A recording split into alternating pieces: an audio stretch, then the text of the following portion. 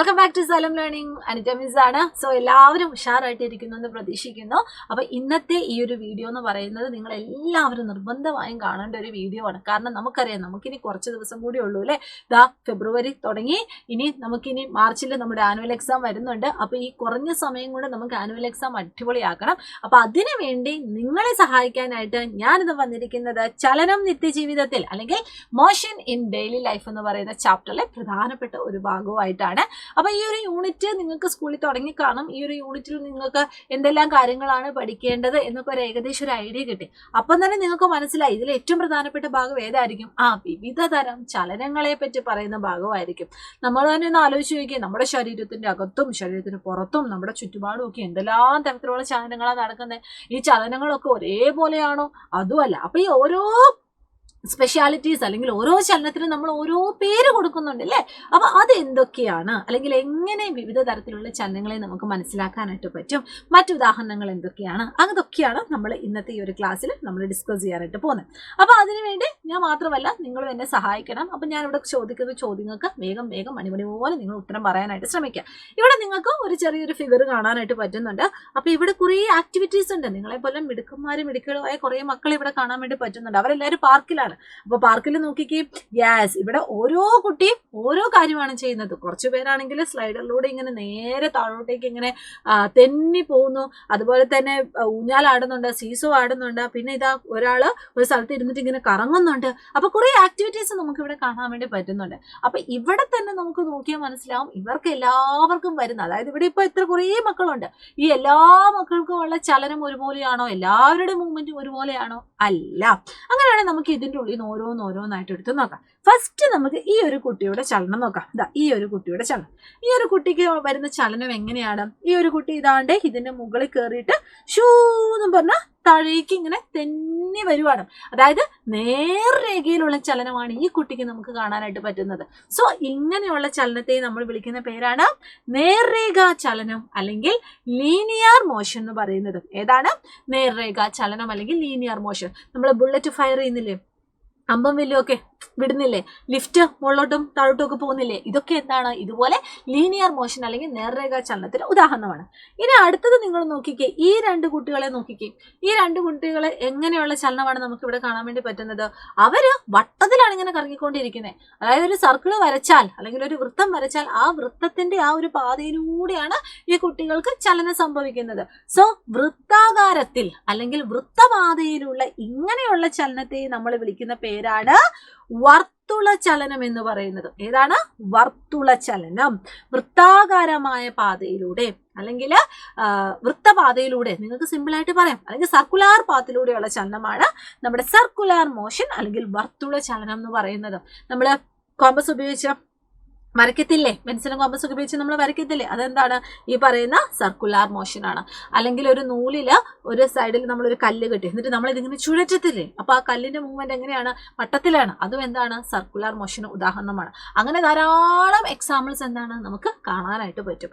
ഇനി അടുത്ത ഒരു കുട്ടീനെ നമുക്ക് നോക്കാം. നമ്മുടെ പാർക്കിൽ ഇത് മാത്രമൊന്നുമല്ല, കുറെ ആൾക്കാരുണ്ട്. അടുത്ത കുട്ടി എന്താ ചെയ്യുന്നത്? ഊഞ്ഞാലാടുവാണ്. അപ്പൊ ഊഞ്ഞാലാടുന്നത് എങ്ങനെയാണ്? ഇവിടെ നമുക്കറിയാലേ ഒരു മീൻ പൊസിഷൻ അല്ലെങ്കിൽ ഒരു തുലന സ്ഥാനം ഉണ്ടാവും, അല്ലെങ്കിൽ ഒരു നിശ്ചിത സ്ഥാനം ഉണ്ടാവും. ആ സ്ഥാനത്തിനെ അടിസ്ഥാനമാക്കി രണ്ട് വശങ്ങളിലേക്കുള്ള ചലനമാണ്. ഇപ്പൊ ഒരാൾ ഊഞ്ഞാല് കയറി ഇരുന്നാല് അയാൾ ഒരു വശത്തോട്ട് മാത്രമല്ലല്ലോ പോകുന്നത്, രണ്ട് വശത്തോട്ടും എന്താണ്? ആ കുട്ടിക്ക് ചലനം സംഭവിക്കുന്നുണ്ട്. സോ ഇങ്ങനെയുള്ള ചലനത്തെ നമ്മൾ വിളിക്കുന്ന പേരാണ് മക്കളെ ദോലനം എന്ന് പറയുന്നത്. ഏതാണ്? ദോലനം അല്ലെങ്കിൽ ഓസിലേഷൻ. തുലന സ്ഥാനത്തെ ആസ്പദമാക്കി ഇരുവശങ്ങളിലേക്കുമുള്ള ചലനമാണ് ദോലനം അല്ലെങ്കിൽ oscillation. It is a movement of an object to both sides about the equilibrium position അല്ലെങ്കിൽ അതിന്റെ മീൻ പൊസിഷൻ. ഇവിടെ ടെക്സ്റ്റ് ബുക്കിൽ ഇക്വിലിബ്രിയം പൊസിഷൻ ആയതുകൊണ്ട് തന്നെ നിങ്ങൾ അത് പഠിച്ചാൽ മതി കേട്ടോ. ഓക്കെ, ദോലനവും നമ്മൾ എന്ത് ചെയ്തിട്ടുണ്ട്? നമ്മൾ പഠിച്ചിട്ടുണ്ട്. ഇനി ഈ ദോലനത്തിന്റെ കൂടെ നിങ്ങൾ എക്സ്ട്രാ പഠിക്കേണ്ട ഒരു കാര്യമാണ് വൈബ്രേഷൻ അല്ലെങ്കിൽ കമ്പനം എന്ന് പറയുന്നത്.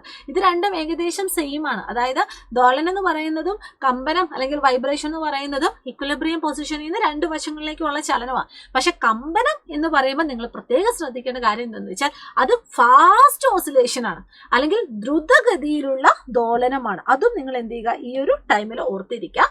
Vibration is A quick oscillation, ദ്രുതഗതിയിലുള്ള ദോലനമാണ് കമ്പനം. അതായത് നമുക്ക് കൗണ്ട് ചെയ്യാൻ പറ്റില്ല.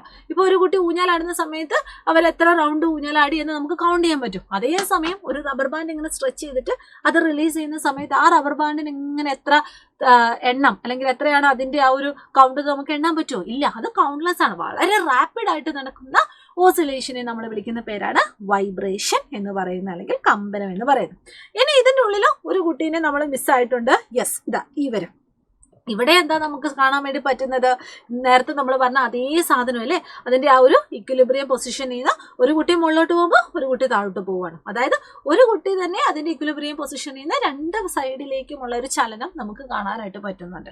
സോ ഇതാണ് നമ്മുടെ സീസോ എന്ന് പറയുന്നത്. ഇതും നമ്മുടെ ദോലനം അല്ലെങ്കിൽ ഓസിലേഷൻ എക്സാമ്പിൾ ആണ്. അപ്പോൾ ഓസിലേഷൻ എന്ന് പറയുമ്പോൾ ഇക്വിലിബ്രിയം പൊസിഷൻ അല്ലെങ്കിൽ തുലന സ്ഥാനത്തെ ആസ്പദമാക്കി ഇരുവശങ്ങളിലേക്കുമുള്ള ചലനം. ഇത് കൂടാതെ അതായത് ഇവിടെ ഒന്നും കാണാത്ത ഒരു ചലനം കൂടി നമുക്ക് പഠിക്കാനുണ്ട്. യെസ്, അതാണ് മക്കളെ നമ്മുടെ റൊട്ടേഷൻ അല്ലെങ്കിൽ ഭ്രമണചലനം എന്ന് നമ്മൾ പറയും. റൊട്ടേഷൻ എന്ന് പറഞ്ഞാൽ എന്താ? ഇപ്പൊ നമ്മുടെ എർത്തിന്റെ കേസ് പറഞ്ഞാൽ മതി. എർത്ത് എന്ത് ചെയ്യുവാണ്? എർത്ത് സ്വന്തം ആക്സിസിൽ അല്ലെങ്കിൽ സ്വന്തം അച്ചുതണ്ടിൽ ഇങ്ങനെ കറങ്ങുവാണ്. പമ്പരം കറങ്ങുന്നത് എന്താണ്? ഇതേപോലെ അതിന്റെ ആക്സിസിൽ അല്ലെങ്കിൽ അതിന്റെ അക്ഷത്തിന്റെ ബേസിൽ ഇങ്ങനെ കറങ്ങുവാണ്. അപ്പൊ ഇങ്ങനെയുള്ള ചലനത്തെ നമ്മൾ വിളിക്കുന്ന പേരാണ് റൊട്ടേഷൻ എന്ന് പറയുന്നത്. സ്വന്തം അക്ഷത്തെ ആധാരമാക്കി വസ്തുക്കൾ ചലിക്കുന്നതാണ് ഭ്രമണചലനം.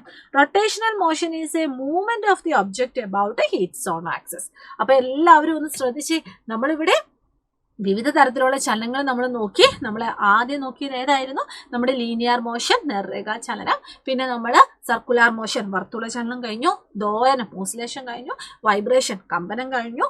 അതിന് കൂടാതെ നമ്മൾ നമ്മുടെ റൊട്ടേഷണൽ മോഷൻ അല്ലെങ്കിൽ നമ്മുടെ ഭ്രമണചലനം, ഇതും നമ്മൾ ഡിസ്കസ് ചെയ്തു. എല്ലാത്തിനും കുറച്ച് എക്സാമ്പിൾസും നമ്മൾ നോക്കിയിട്ടുണ്ടല്ലേ.